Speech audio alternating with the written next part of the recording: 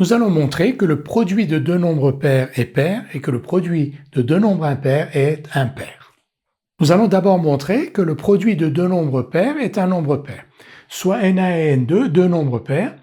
Na et N2 s'écrivent donc sous la forme Na pour Na égale 2K1, N2 égale 2K2, avec K1 appartenant à Z et K2 appartenant à Z. C'est la définition même de deux nombres pairs.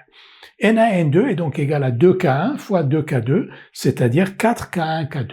Et 4K1K2 s'écrit sous la forme 2 fois 2K1K2, et 2K1K2 est un élément de Z, parce que K1 appartient à Z, K2 appartient à Z, et 2 appartient à Z, et le produit de trois éléments de Z est un élément de Z.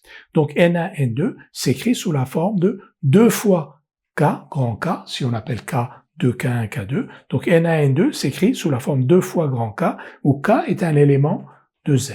Na-N2 est donc un nombre pair. Nous allons maintenant montrer que le produit de deux nombres impairs est impair. Soit Na-N2, deux nombres impairs, Na s'écrit sous la forme 2K1 plus 1 avec K1 appartenant à Z, et N2 s'écrit sous la forme 2K2 plus 1 avec K2 appartenant à Z. On va maintenant écrire le produit Na-N2 et montrer que Na-N2, lui aussi, s'écrit sous la forme 2K plus 1. Alors, Na-N2, c'est donc 2K1 plus 1 fois 2K2 plus 1. On développe 4K1K2 plus 2K1 plus 2K2 plus 1, qui s'écrit sous la forme donc 2 fois 2K1K2 plus K1 plus K2 plus 1. Si on appelle K ce terme-là, c'est-à-dire le terme 2K1, K2 plus K1 plus K2, ce terme K est un élément de Z.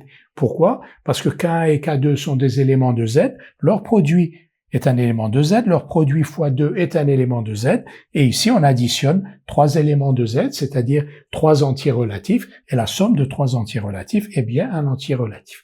Donc K appartient à Z, et Na-N2 s'écrit sous la forme 2K plus 1. Si Na-N2 s'écrit sous la forme 2K plus 1 avec K appartenant à Z, c'est que Na-N2 est impair. Nous venons donc de montrer que le produit de deux nombres impairs est impair.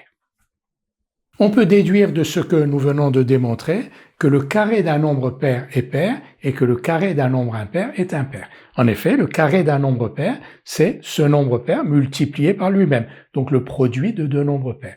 Et le produit de deux nombres pairs, comme nous venons de le démontrer, est un nombre pair. Donc le carré d'un nombre pair est un nombre pair. De la même manière, le carré d'un nombre impair, c'est donc ce nombre impair multiplié par lui-même, et nous venons de voir que le produit de deux nombres impairs est impair. Donc le carré d'un nombre impair est un nombre impair.